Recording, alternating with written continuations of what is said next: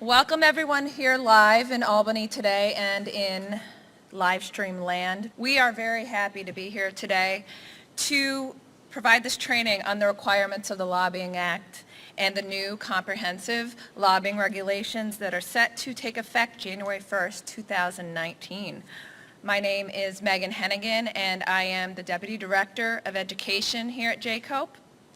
I'm also an attorney of the day on Monday, call me on Monday. Carol Quinn is the Deputy Director of Lobbying Guidance, and she'll be presenting this with me today as well. We also have Christina Wiesnet here with us. She's at the end, who is the Deputy Director of Lobbying Compliance.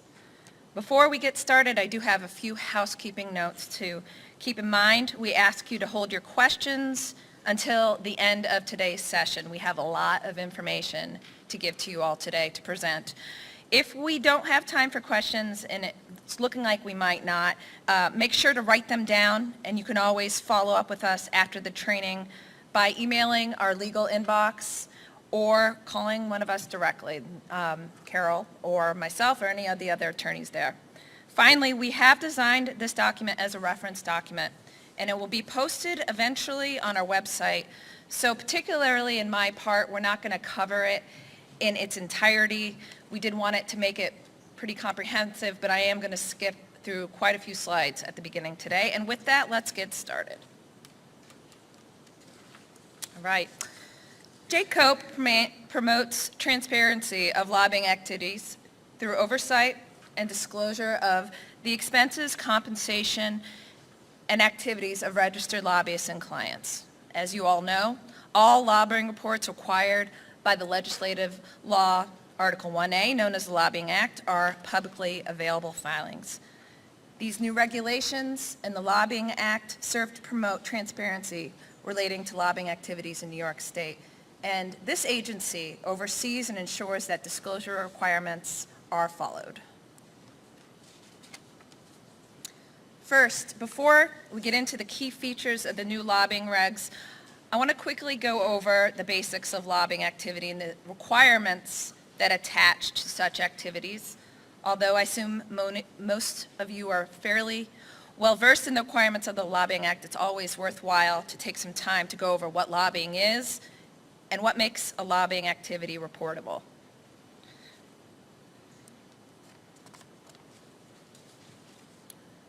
Going back to first grade on lobbying, right?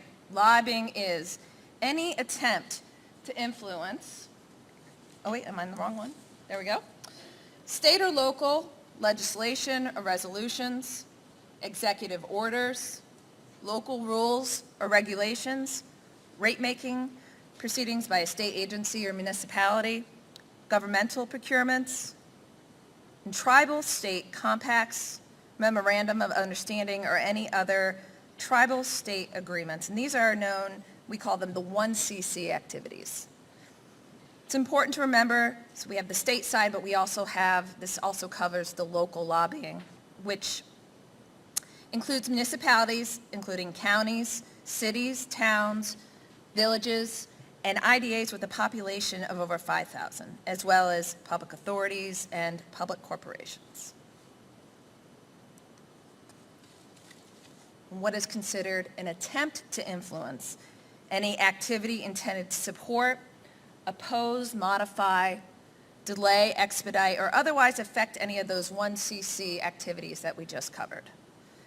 Any activity intended to influence a public official can be considered lobbying, no matter how the contact is made. And next we're going to talk about those types of contact.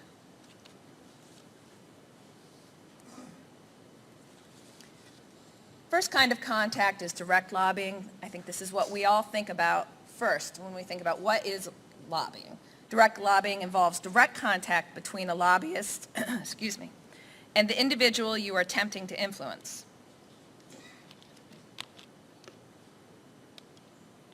Including, but not limited to, meetings, telephone calls, distribution of written materials, emails, social media interactions.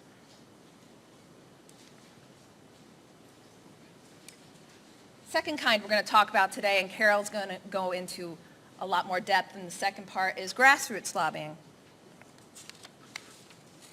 This occurs when a person or an organization encourages others, such as members of the public, to contact legislators or other public officials to express a particular point of view regarding specific pending or proposed legislation, rules, regulations, or executive actions.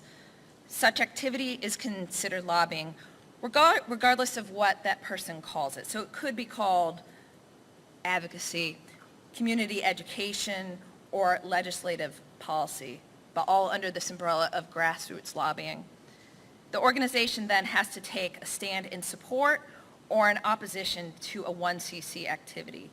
And so that second prong is called a call to action. So you have the encouraging others to contact a public official with a call to action. An example, contact the governor to let him know you support bill number XYZ. Or contact your local legislator and say you support an increase in the cap on charter schools. So those would be a couple of examples of what grassroots lobbying might look like.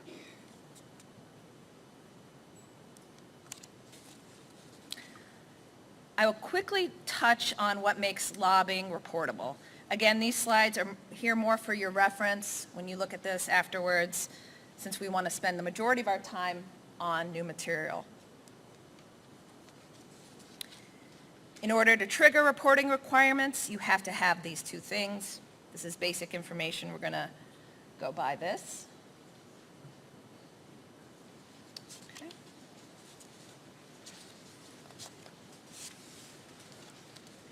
Again, calculating the $5,000 lobbying threshold. This is information that many of you know already, but we've included it for reference. Here we'll pause on additional Lobbying Act disclosures. In addition to the typical filings, which include the statement of registration, bi-monthly reports, and client semi-annuals, lobbyists and clients must also, if applicable, disclose reportable business relationships, source of funding, and disbursements of public monies. We could spend an hour probably just on these three things. So again, just to remind you, we've included them here for reference, but we're going to breeze through most of this.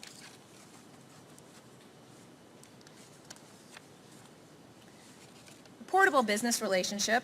Lobbyists and clients of lobbyists are required to disclose information regarding RBRs, where a state person receives over $1,000 in compensation from either the lobbyist or client in a calendar year. Again, as none of this has changed, we're going to go through the next few ones. These ones describe who is a state person, what is requisite involvement,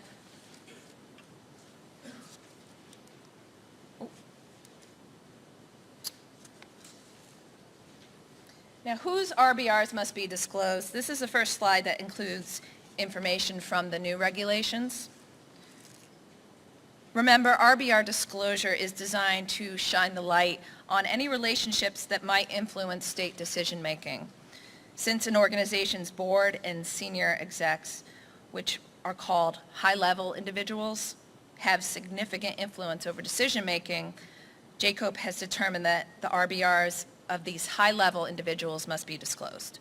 For colleges and universities, this can include board members, the president or CEO, and the provost or the chief academic officer. To make it easier to identify RBRs of high-level individuals, we also allow for the use of a questionnaire that will be posted on our website.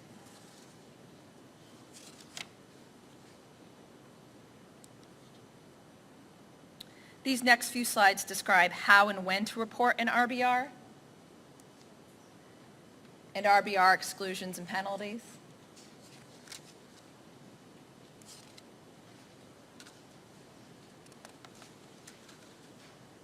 Now, next subject is source of funding.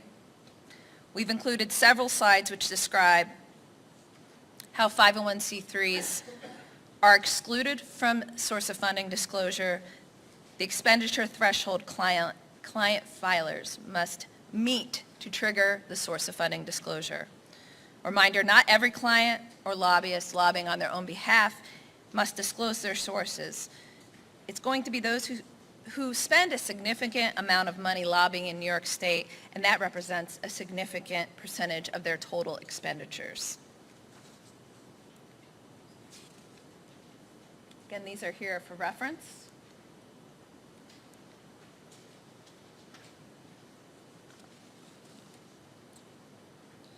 This is information on how to calculate the expenditure threshold. I will pause here and talk about this slide for a moment. So the expenditure threshold period, for client filers, they must check two different time periods to see if they meet that $15,000 3% expenditure threshold, using two different calculations, a 12-month calculation and the calendar year calculation. And it's important to note, so for the July-December client semi-annual, the two time periods, this 12-month and calendar year calculation, are going to be the same, January to December. It's only for the January through July client semi-annual that a filer must assess the threshold looking at those two different past 12 months. So July to June, and also the calendar year, January to June.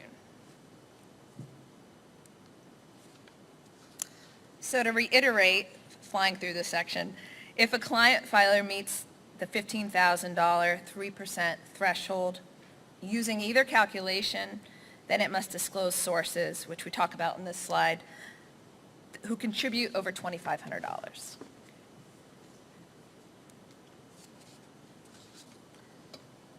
Certain registered lobbyists also must file disbursement of public monies. Again, don't be afraid, we're going to skip through these ones, but they're here for your reference. All right. Talk for a few minutes about certain prohibitions and limitations under the Lobbying Act. This is going to help all of you identify and address restrictions on lobbyists, clients, and potential conflicts of interest. Next few slides describe restrictions relating to gifts to public officials, contingent retainers, and procurement lobbying. Okay. I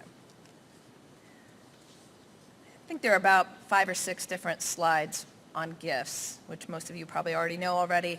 I will just mention here a note that it is important to note that contractual and beneficial clients are included in the gift restriction. And Carol, in the second part, is going to talk a lot more about contractual and beneficial clients. So we'll get to more of that information later.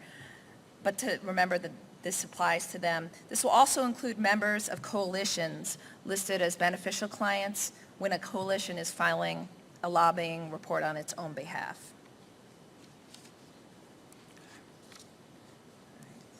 Go through these.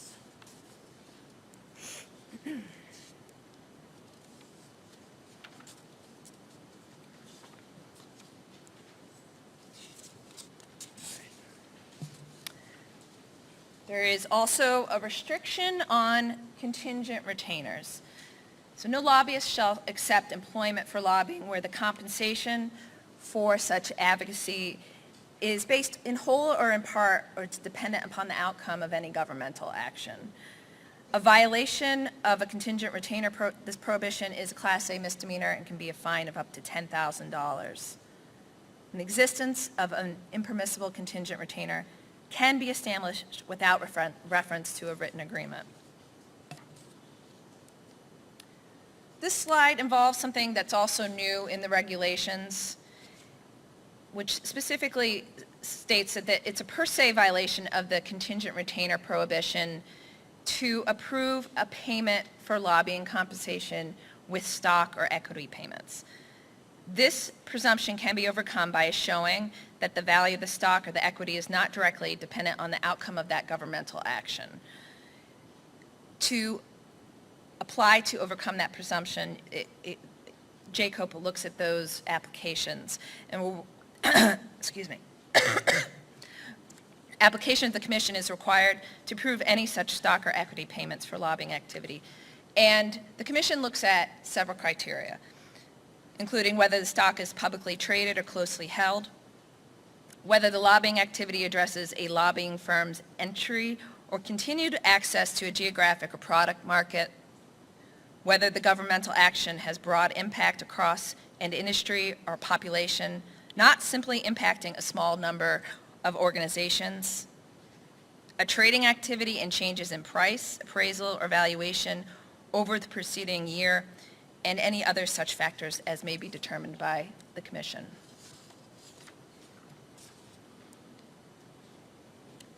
We have information regarding procurement lobbying.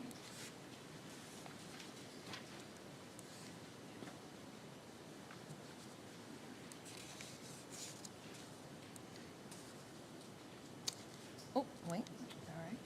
I will just pause briefly to note here regarding the slide about commission salespersons. The new regulations do clarify this exemption from procurement lobbying restrictions. And with that, I will pass it over to Carol.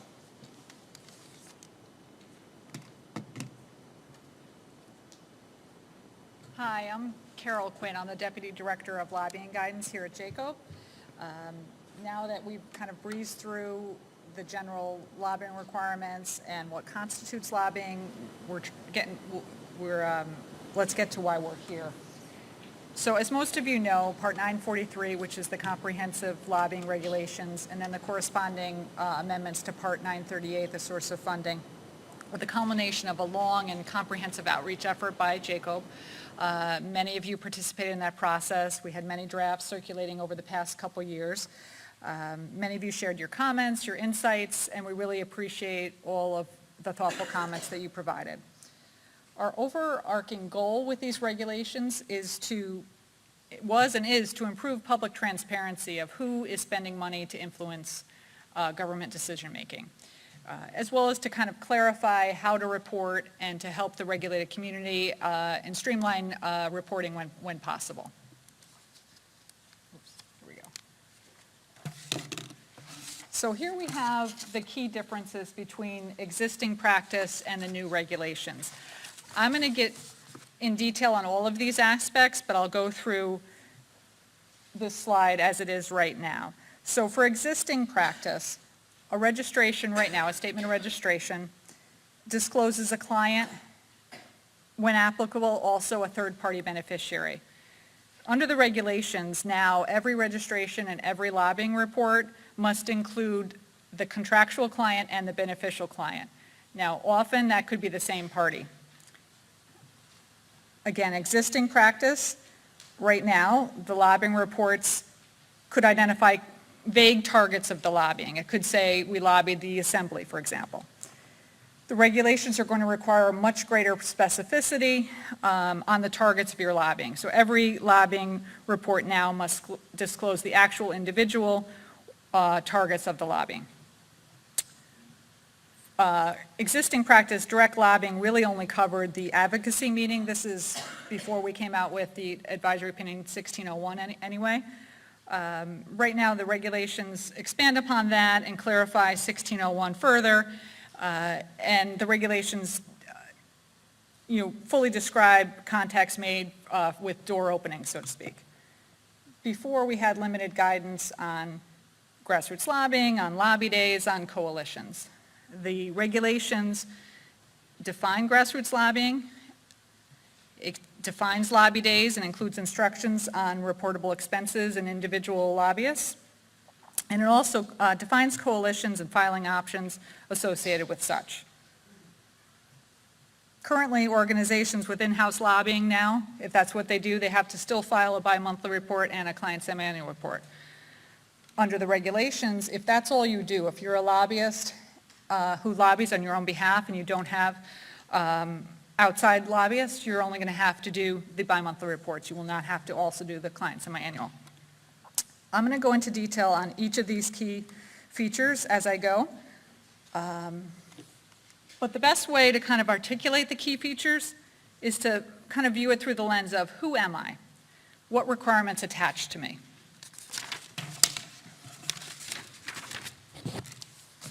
So am I a client? And if so, what kind of client am I? Am I a contractual client or a beneficial client? Am I a lobbyist? Am I employed? Do I lobby for the organization where I work? Am I retained? Am I an outside lobbyist or lobbying firm? Or am I designated? Am I a board member or an officer of an organization? Does the lobbying arrangement involve multiple parties with multiple party relationships, such as sub-lobbyists and co-lobbyists? And if so, what are the requirements that attach to each role?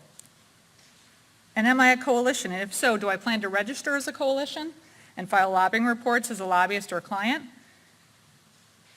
And what reporting requirements attach to that depending on that choice?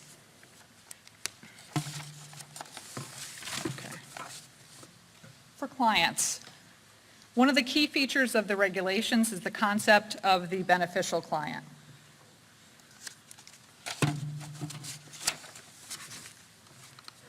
As I said before, the lobbyists and clients must identify both the contractual and the beneficial client on any lobbying report. Again, this often is the same party. This feature, this concept, was designed to close loopholes in source of funding disclosure and promote transparency. So lobbyists and clients have to identify the true client behind the lobbying. So what do we mean by contractual or beneficial clients?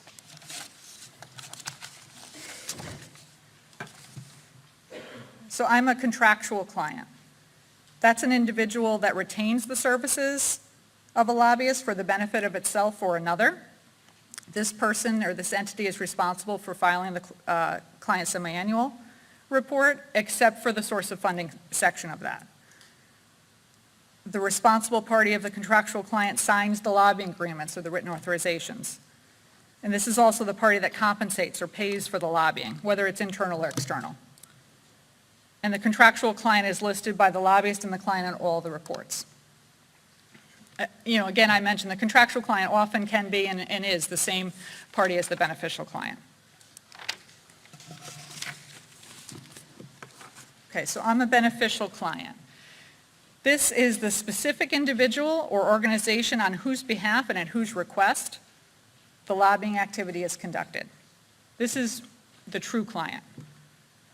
Again, beneficial client, just like the contractual client, listed on all lobbying filings. Coalition members, and I'll get into this a little further, but coalition members of coalitions that actually opt to file as a lobbyist or a client, members that exceed the $5,000 threshold of annual lobbying compensation are beneficial clients. An individual, that organization that lobbies on its own behalf is a beneficial client. In that case, they're the lobbyist, the contractual client, and the beneficial client. And the beneficial client, like I said before, is responsible for the source of funding disclosure requirements. All of these points are important to remember and understand about beneficial clients.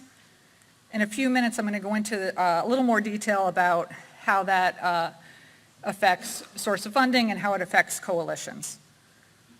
Before that, the regulations also make clear that a beneficial client is not just your general member of the public that might benefit from a lobbying effort. Also, if an organization engaged in lobbying for the benefit of members of a certain population or class, those people don't automatically become beneficial clients. Okay, so now what if I'm a lobbyist? Again, what type am I and what role do I play? So the type of lobbyist could be employed, designated, and retained. And the role you play, whether you're a prime lobbyist, a co-lobbyist, or a sub-lobbyist, that delineates the role you play in the lobbying arrangement when there are multiple parties involved. So the regulations are trying to really clarify how you handle that. Okay, so I am an employed lobbyist. That's pretty self-explanatory. I lobby on behalf of the organization where I work. These might be your in-house lobbyists. They might be called government affairs. They might be called government relations, but really they can be anybody in the organization that lobbies. So in this case, the organization registers as the principal lobbyist and lists the applicable employees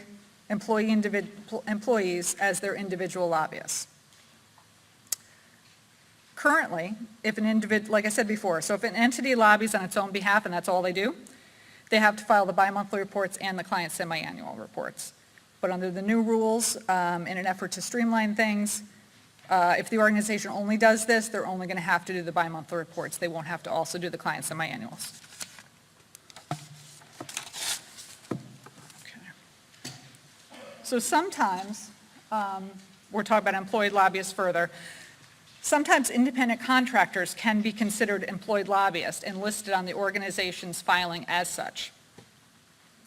But so the question is, sometimes we'll get these questions, how does an independent contractor have to file?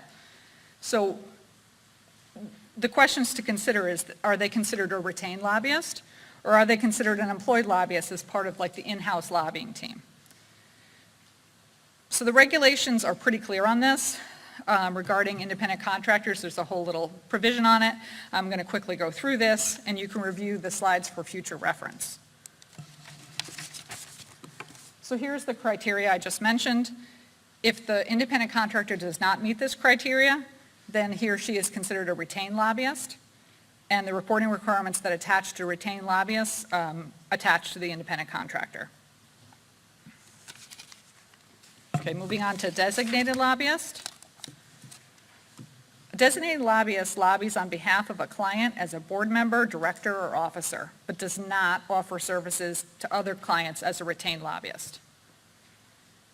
This designated lobbyist would be listed on the organization's filing as an individual lobbyist and has no individual filing requirements. They're just listed on the organization's filing. This might also include elected officials who lobby on behalf of a public corporation.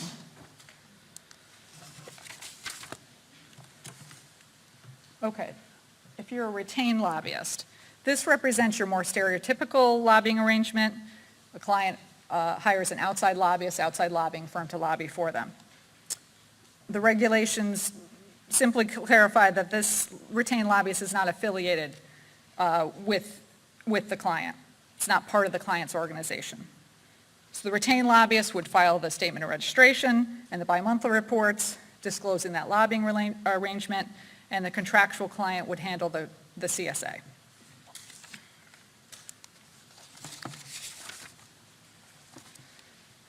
Okay, for multi-party relationships. So what happens when you have multiple parties to a lobbying arrangement?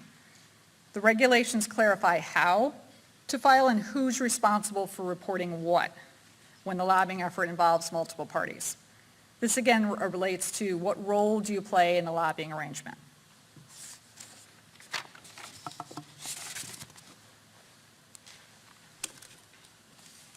Okay, just to reiterate and kind of take a step back, this slide depicts your general reporting requirements. If you're a lobbyist, you're responsible for your statement of registration, the bi-monthly reports, and the disbursement of public monies if that happens to apply to you. The contractual client handles the client's semi-annual report. And then the beneficial client, which may or may not be the same party, handles the source of funding disclosures, again, if that applies to you.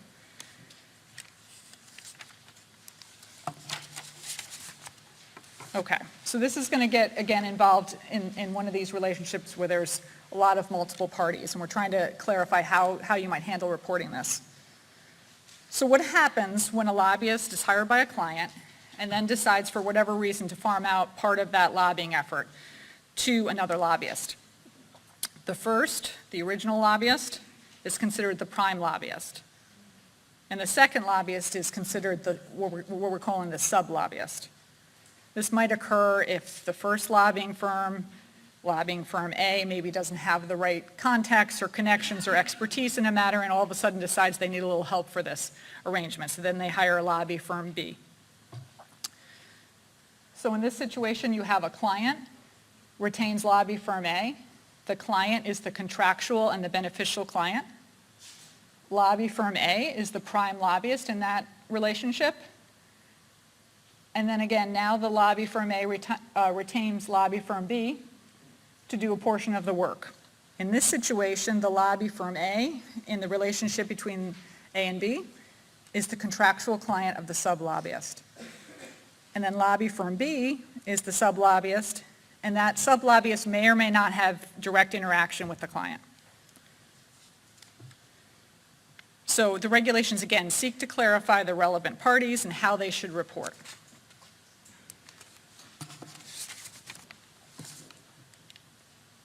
Okay, so this is going to go through the filing requirements under this scenario. In this situation, the client is both the contractual and the beneficial client. They're going to be responsible for the client semi-annual report, and they're going to list the prime lobbyist as the lobbyist and disclose lobbying activity conducted by the prime lobbyist on their behalf. That's what they do.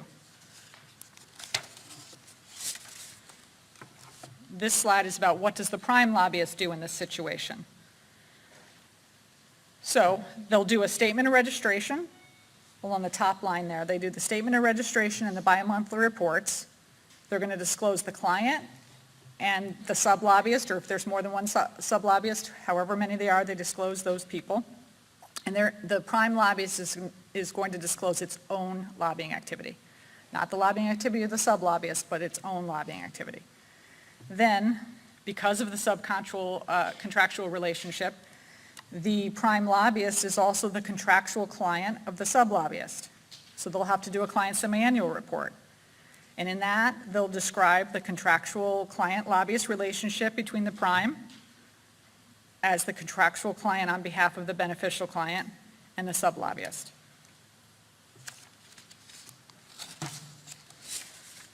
So here we have the sub-lobbyist following requirements. So the sub-lobbyist in this situation is responsible for doing a statement of registration and bi-monthly reports. They're going to disclose the contractual client, who in this case, again, is the prime lobbyist, and the beneficial client, who's the true client, the original client. They'll disclose both. But again, the sub-lobbyist will only describe their own lobbying activity. So again, all parties to the lobbying effort get disclosed in this fashion, and each party reports based on the role they play and the lobbying activity that they conduct.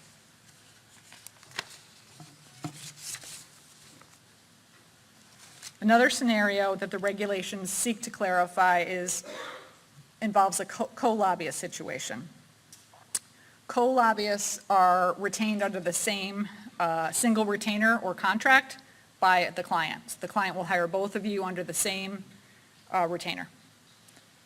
In this situation, each co-lobbyist files its own statement of registration, identifies the other co-lobbyist in that statement of registration, but again, only lists its own compensation and expenses and its own lobbying activity in that report.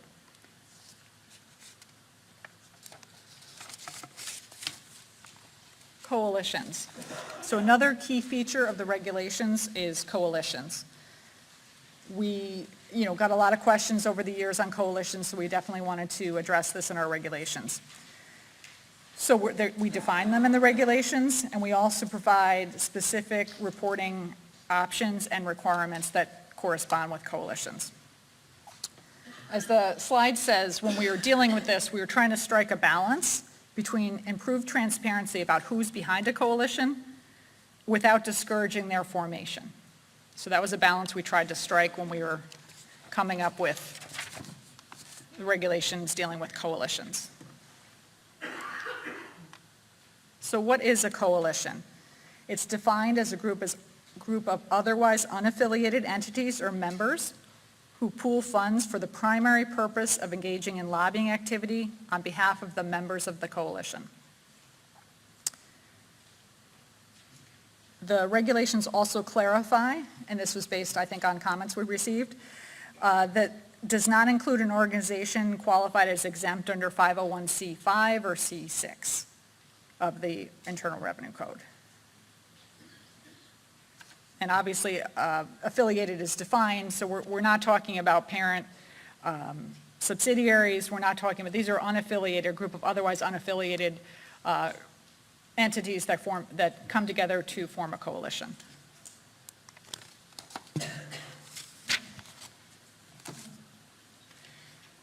Okay, as I said before, we did try to strike a balance between improving transparency so that people know who's behind a coalition without discouraging their formation by requiring every coalition that forms to file as a client or a lobbyist. So coalitions actually have an option. They can either file the lobbying report as a lobbyist or a client. If so, they have to name a responsible party for the filings, and they have to maintain an up-to-date record of all the members, all the coalition members, who exceed $5,000 in cumulative lobbying compensation and expenses. These are the beneficial clients. Or if they opt not to file as a lobbyist or a client, then each member of the coalition, and I'm going to go through this a few more times, but each member who is required to file a lobbying report, either through the coalition activity and or through their other activity, other lobbying activity engaged in by that member, then each member must disclose in those reports that they are already going to be filing their own contribution to the coalition, including the amount and the name of the coalition. So they put in X amount to X coalition. And these are the two options that coalitions have. They can either file or opt not to file, but depending on that choice, different things follow. Okay, so this slide depicts when the coalition files on its own behalf. So if the coalition decides to file as a lobbyist or a client, then they would file the lobbying report on behalf of the coalition and identify a responsible party for the filings. They would also disclose in that report as beneficial clients, again, all of those members who exceed the $5,000 threshold. Now, again, to address some concerns raised, how would a coalition know what members hit that threshold or not? So we are going to have another questionnaire posted on our website that's free to be used by the coalitions, and they can be given out to the members to help them determine that. Do they meet the requirement or not? And then if so, then they would be listed as a beneficial client on the lobbying filing that the coalition decided to file.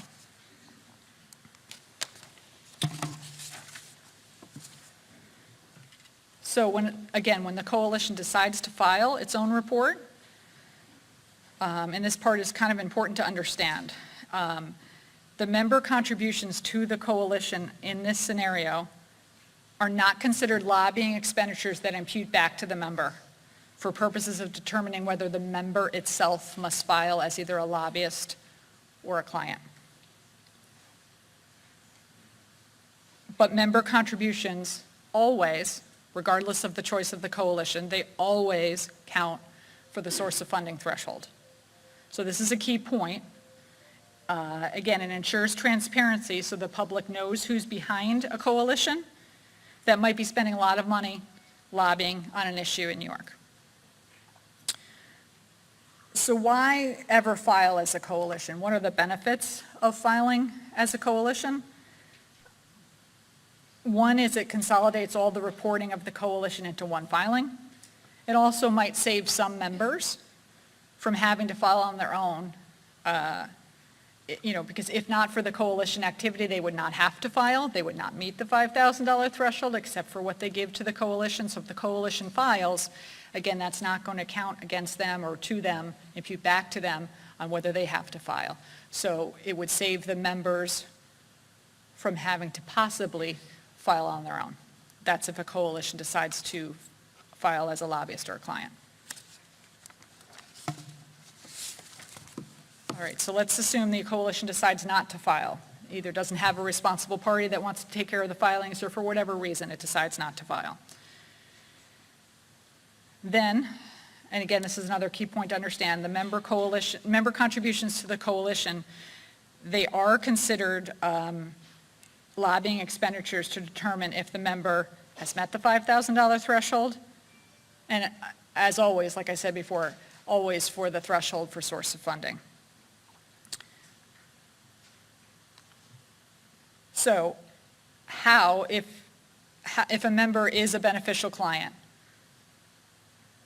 how do they report their lobbying activity? This is for the members who obviously hit the threshold. So again, this is following along the example of when the coalition does not file.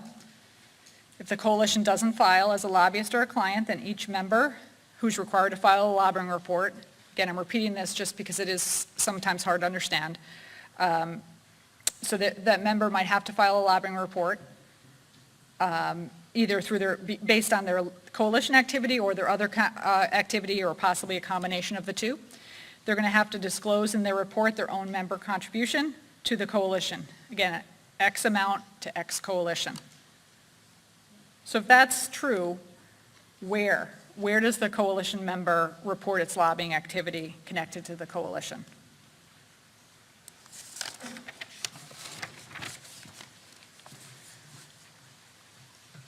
So this slide has a decent amount of information on it. So this is for the coalition member, again, of a non-filing coalition who exceeds the $5,000 threshold and therefore is a beneficial client. So how and where would I report my contribution to the coalition? So on the left side, if your only lobbying activity involves your contribution to the coalition, then you would register and file as a lobbyist, lobbying on your own behalf. You'd identify the name coalition and list the contribution as an expense. If, however, that member already is filing a client semi-annual report, it's already a client, then in that report, it would list the contribution to the coalition as an expense. And again, it would identify the amount and the coalition. If the member's already registered as a lobbyist and already following bi-monthly reports, then in a bi-monthly report, they would list the contribution amount and as an expense to the named coalition. So that is hopefully pretty descriptive of how and where you would report this if this applies to you. So as Megan explained earlier, lobbying can take two forms, direct lobbying or grassroots lobbying. So what's new with the regulations with respect to direct and grassroots lobbying? That's what I'll get into next. For direct lobbying, again, as we mentioned this before, this is what you'd think of as typical lobbying, direct lobbying. You'll have a face-to-face meeting, you'll have a phone call, you'll submit a memo to a legislator, you might email, you might use social media. These are direct contacts, direct lobbying.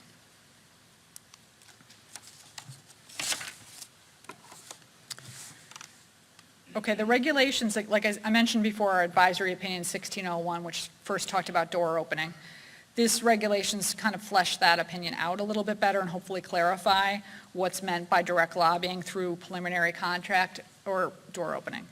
So on the left side of the slide, you have direct contact. Again, that's your emails, your written communications. It might be a social media post. It might be attending a meeting with a public official, or it might be making a phone call or being on a phone call if the public official is aware of that. Preliminary contact can also be direct lobbying. And this is when the lobbyist knows or has reason to know that the client will attempt to influence a public official.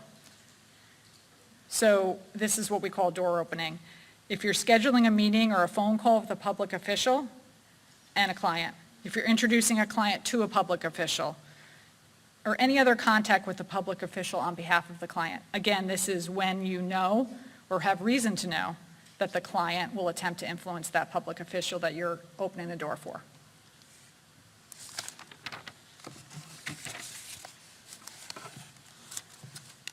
The regulations also try to clarify what's not included in direct lobbying. And some of these provisions that we included were based on comments we got from many of you in the audience, either pre-SAPA or post-SAPA in our process, rulemaking process.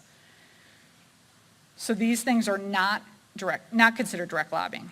So if you're attending a meeting with a public official only to provide technical information or address technical questions, if you're only providing clerical or administrative assistance, if you're only there to observe for educational purposes, this is for the people who play no role in the strategy, planning, messaging, or other substantive aspect of the overall lobbying effort. It's also not direct lobbying when a person schedules a meeting or places a call in a purely administrative way. Again, this is not door opening, this is just a purely administrative capacity. Person is calling to set up a meeting. This is even if lobbying is expected to occur at the meeting, that activity is attributable to the person who directed that staffer that the call be made or the meeting be set up. So we tried to clarify what's not direct lobbying, and some of this was based on comments we received from you.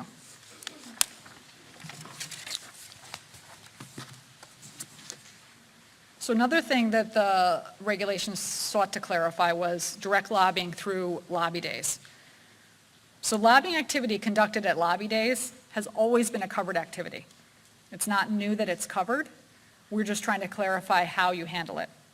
So the regulations hopefully clarify what to report and sometimes who to report as an individual lobbyist at the lobby day. who needs to be listed on a statement of registration or a bi-monthly report for the organization coordinating the lobby day.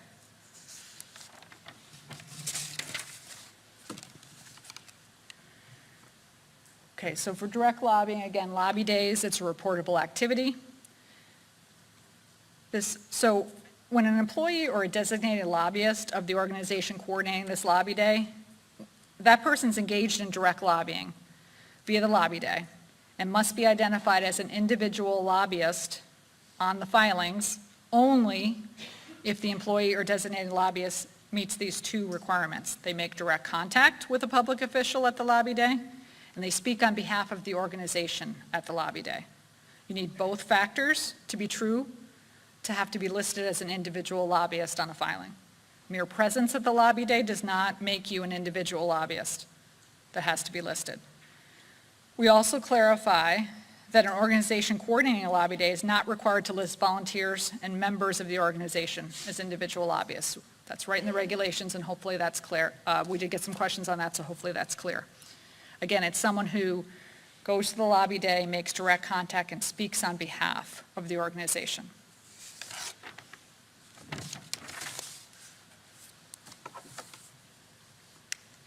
Okay. So an organization coordinating a lobby day must disclose its expenses. And those expenses might include things like staff time when they're compensated to attend, compensated staff time spent planning the lobby day ahead of time, expenses for, we're calling advocacy paraphernalia like signs, hats, pamphlets that you might hand out. Those expenses count. Or expenses related to transportation. So a lot of times that's busing members in for a lobby day. All those things are reportable expenses for the organization coordinating the lobby day.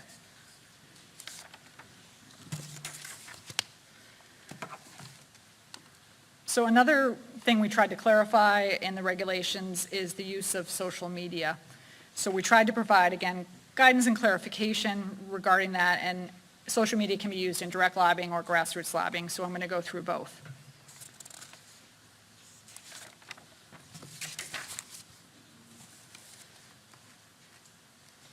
I'll just mention this.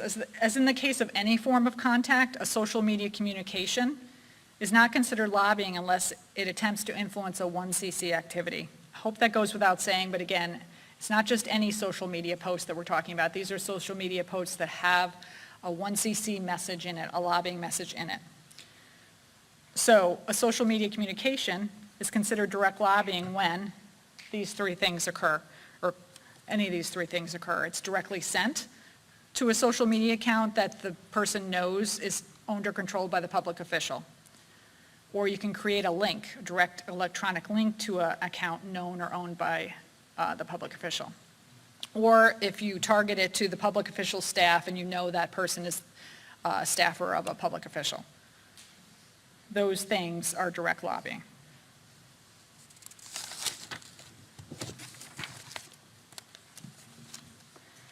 So again, it's important to note that a social media post standing alone, even if it contains a lobbying message, is not direct lobbying if there's no direct connection to the public official. So a post or tweet that does not tag a public official, even if it has a great lobbying message in it, if it doesn't tag the public official, then it's not considered direct lobbying. That's true even if the person, like on Facebook, is friends with a public official. If they don't connect them to the public official directly in the social media post, it doesn't count as direct lobbying and would not be considered lobbying.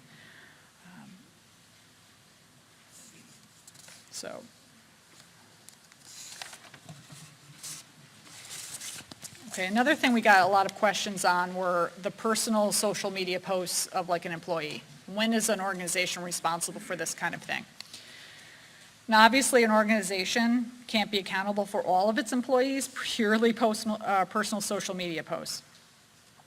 So the regulations seek to clarify under what conditions an employee's social media posts count as the organization's post, and when certain employees must be listed by the organization as an individual lobbyist based on that social media post or social media message. So When must an organization identify its employee as an individual lobbyist based on the employee's social media communication? We tried to clarify that.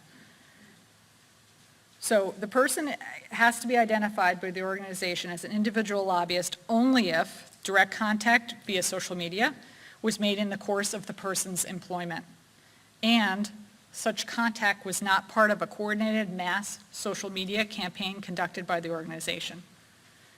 So an example, a lobbying firm requires employees to share a post from the organization's Facebook page and tag a public official.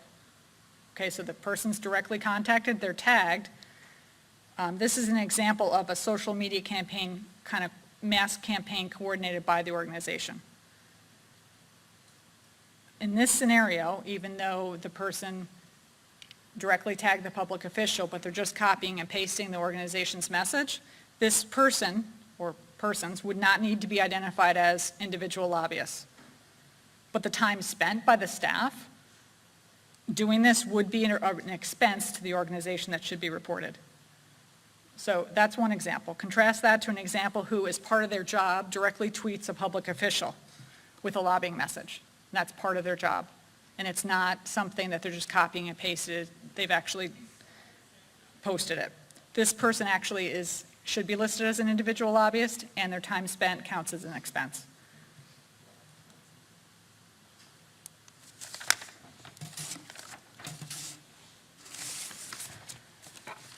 So just to reiterate, when you're talking about social media, the personal social media activities of an individual are only attributable to the organization when it's done in the course of the person's employment. And expenses, reportable expenses, are attributable to the organization's social media activities. These things might include such things as staff time planning and posting, advertising, that kind of thing. So hopefully the regulations are clear on that, but again, we will always be happy to help you through that. All right, now we're going to move on to grassroots lobbying.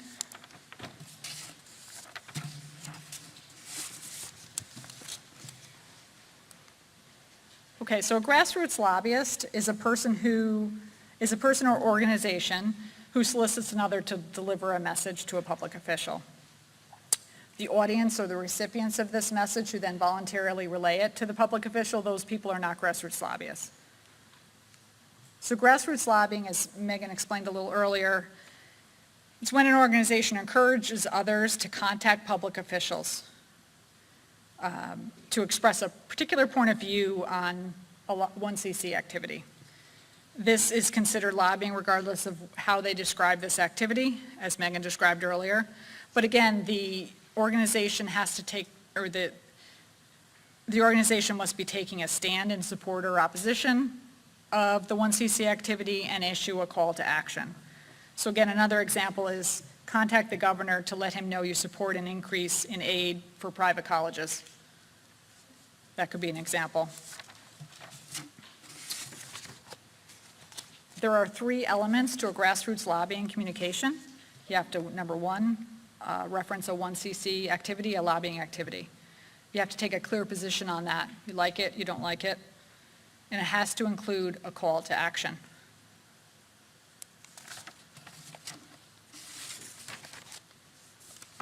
So what is a call to action? That can be a solicitation to the public, the person, to directly contact a public official, or have them solicit others to directly contact a public official. This can include, so other examples of a call to action might include the inclusion of a public official's contact information without specifically telling the public to contact them. Just having the contact information on there hints at a call to action. It might be the inclusion of a petition, paper or electronic petition, a text message, social media communication, or similar type things for the recipient to use to communicate with that lobbying message to the public official. So an example is contact Governor Cuomo to say you support Bill XYZ. That constitutes as a call to action. It meets all 3 elements. Or pass Bill XYZ It doesn't say to contact the governor, but there includes in there either a hashtag or a link at the bottom of the page or bottom of the billboard. And if you go to that, there's a petition to sign and an easy way to submit contact information to the public official. So those are examples of call to action.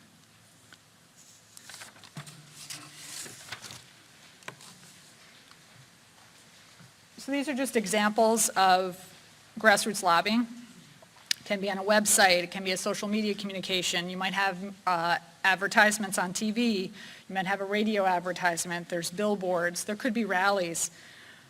These are all examples of how grassroots lobbying can be conducted.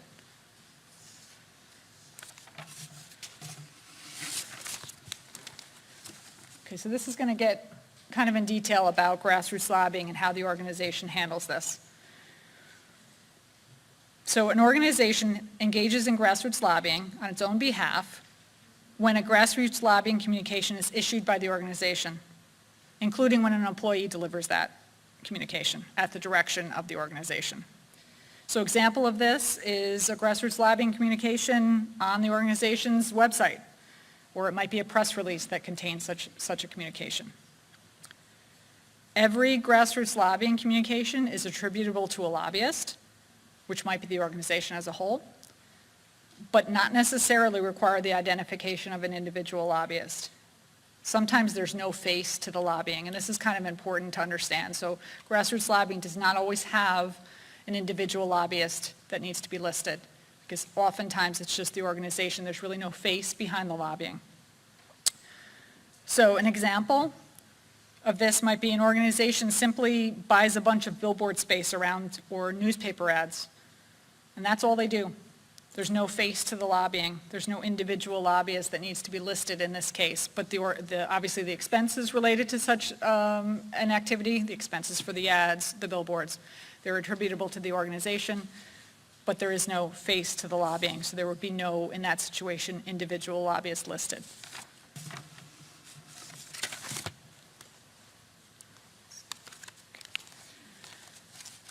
Okay, so when does an organization have to identify employees as individual lobbyists in their filings?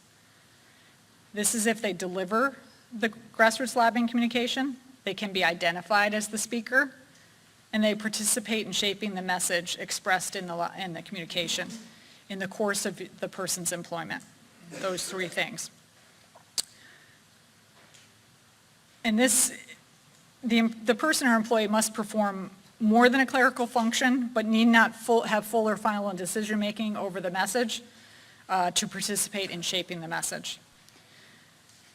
So some examples of employees that would have to be identified and should be identified as an individual lobbyist is an employee who in the course of their employment speak at a rally on behalf of the organization and call for people to contact a public official to urge that public official to vote or not vote for a pending bill.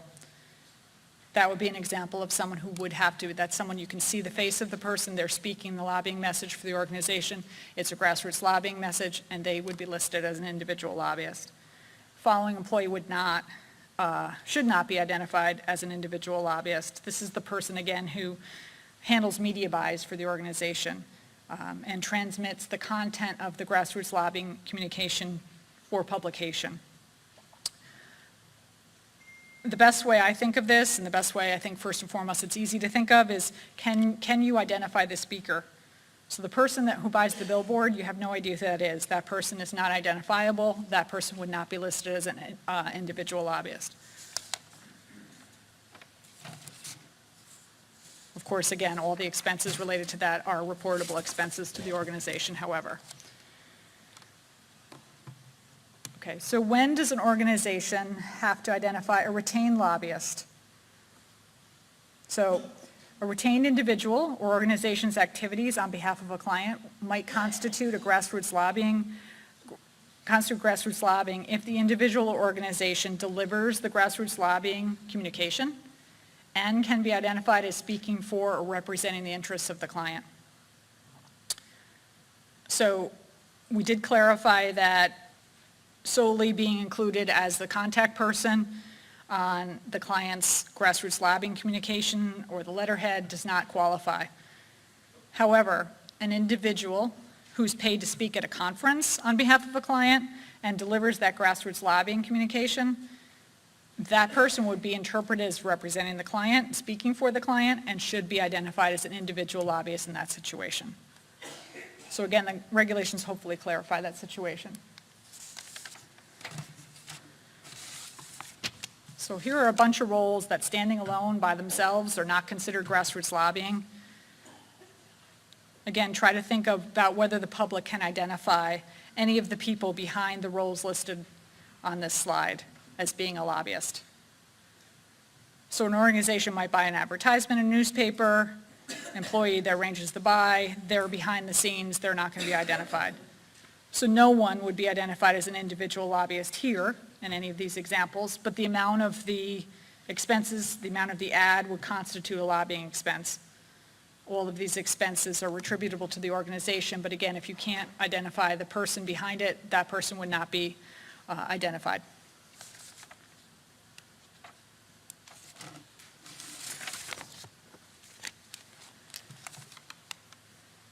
Okay, so for grassroots lobbying, you can also do that through social media.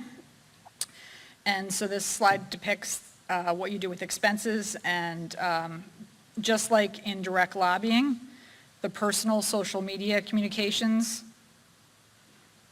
of an employee are only attributable to the organization when they're done in the course of employment. It's the same thing as I described for direct. Same thing applies in grassroots. But an organization's reportable expenses might include consulting services, staff time planning and posting the social media message, or figuring out the advertisement. These are all expenses that would be attributable to the organization.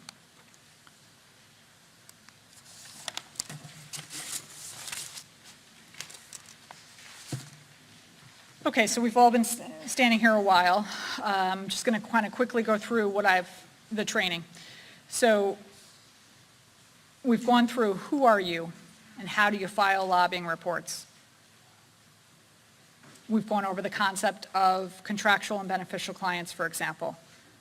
We've gone over if the lobbying effort involves multiple parties, multiple party relationships, what role do you play and who's responsible for disclosing what activities. This includes parties such as sub-lobbyists, co-lobbyists, and coalitions. And then what kind of lobbying are you engaged in, direct or grassroots, and what requirements attached to each. So now we're going to discuss, we've gone through all of that, we're trying to discuss now more of the reporting requirements and any changes in the regulations. So what's new relating to reporting requirements in the regulations? There's a new late fee schedule. We've streamlined some reporting requirements, and we're going to require more specificity in disclosure.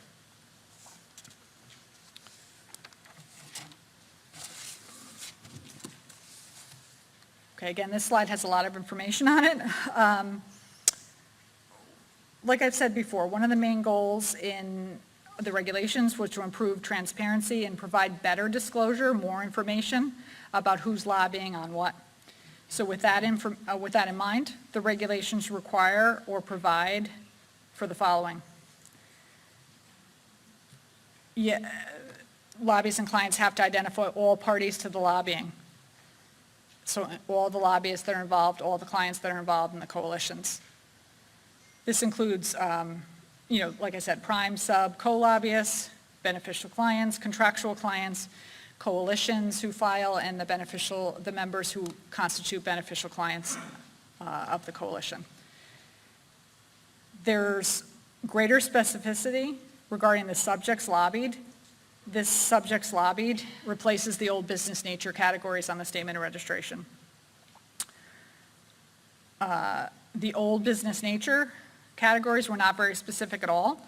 So now we're going to have this subjects lobbied, which is going to be a drop-down list. It's very detailed. There's very detailed descriptions.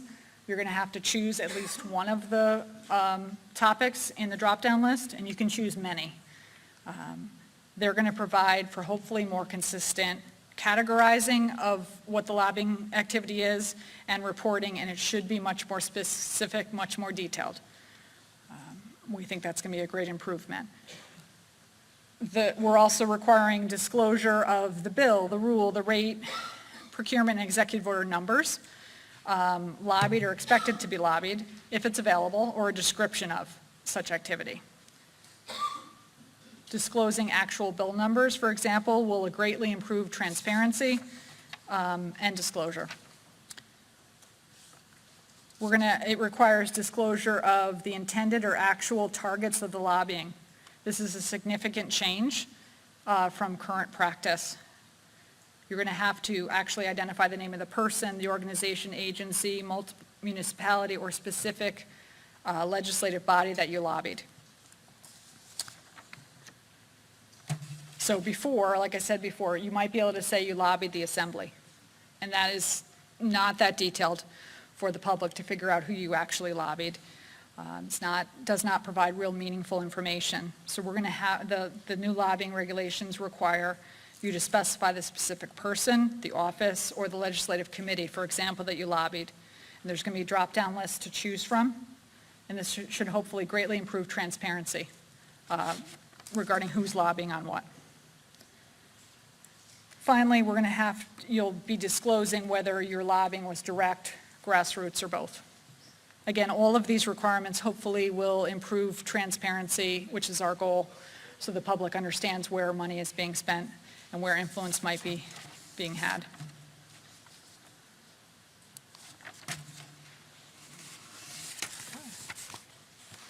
So there are a few new requirements that relate specifically to the statement of registration. The first one is there is going to be an option now to either include the lobbying agreement or contract written authorization as you normally have been doing, or instead you're going to be able to provide a lobbying agreement form that we're going to provide for you. This form hopefully will help streamline the required information, the start and termination dates, the compensation, that kind of thing, without having to submit the entire agreement, which might have much more information than is really related to lobbying. So that will be an option for you. You can certainly continue the way you have when submitting your agreements, or you'll be able to use this kind of condensed lobbying agreement form that we'll have on our website that you can use. And hopefully that streamlines things for both us and for you. Another feature that hopefully will again streamline things for you, lobbyists and clients will no longer have to notify JCOB of a termination if the agreement terminates on the date it's supposed to. So if it's supposed to terminate on X date in the agreement and that's when it terminates, you'll no longer have to notify, the lobbyists and clients will no longer have to notify us. Likewise, there's no need to notify us if it terminates at the end of a biennial registration cycle. But this hopefully will streamline the process a little bit. There's really no need to tell us something terminated when we already can find that out by looking in the agreement at the termination date.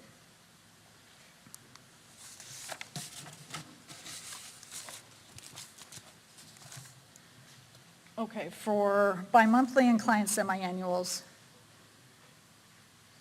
again, I've said this before, but I'm going to point out, again, for the lobbyist and client, that's all they do. They're not going to have to do a client semi-annual. They can only do the bi-monthly reports, except for the source of funding. That always applies, so you don't get out of that if that applies to you. But if you are a lobbyist client and you do bi-monthly reports, that's all you do. You will not have to do the client semi-annual except for the source of funding section of that, if that applies to you. So this is another example of us trying to streamline reporting requirements without really affecting disclosure. The disclosure will still be there.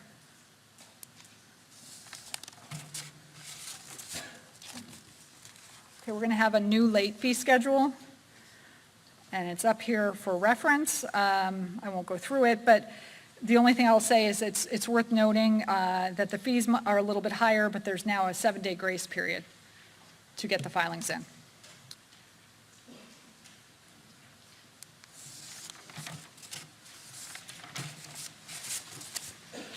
Okay, other topics. We used to get a lot of questions on the 3-year online ethics training for lobbyists. We think that what we have in the regulations is much more clear and easy to understand and easy to follow. So we're hoping that it'll be better for you and also better for us in trying to administer this and to have everyone be in compliance. I won't go through this, but it's pretty self-explanatory and hopefully easier to understand when your time would be up within the 3 years.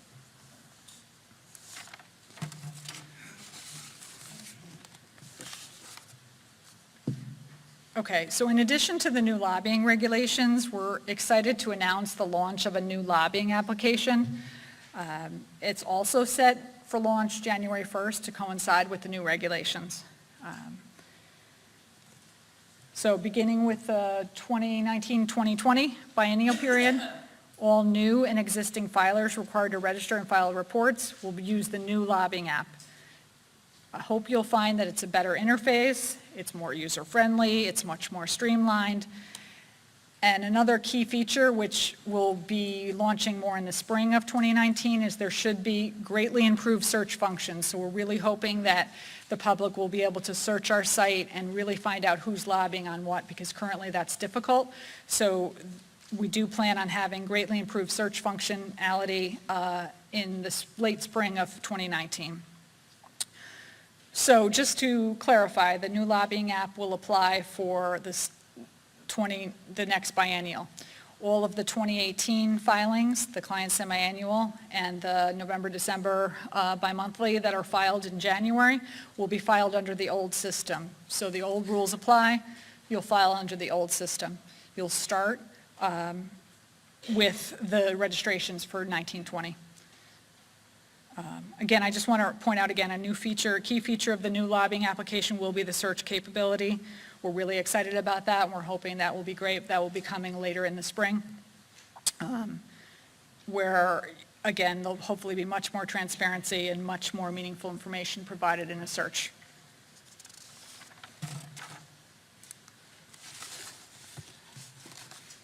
Okay, so to prepare for the new lobbying application, we're going to have plenty of information on our website, plenty of information sent out in e-blasts.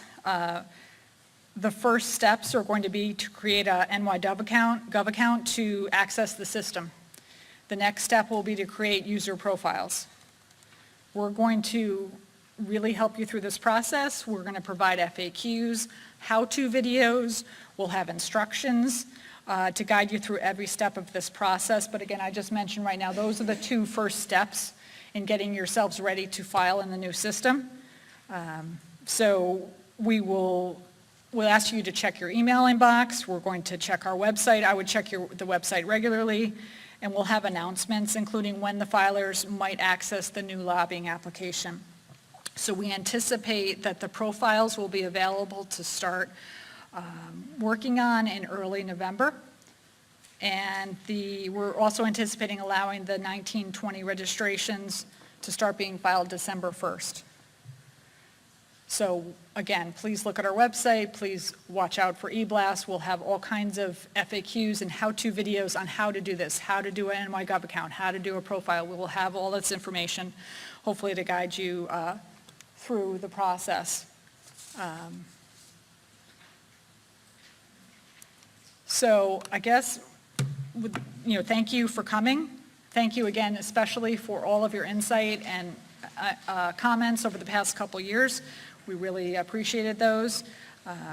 The presentation today, which I know you have a little piece of, but it will be posted on our website in a bigger form. We're also going to be updating the guide to lobbying, which is on our website. We'll be updating that to include the information from the new regulations. So again, this was a lot of information that Megan and I both gave you today. If you have any questions, please email them to us. We'll also hang around here after if you have any particular questions. We really thank you for your time, and we're here to help, so please give us a call.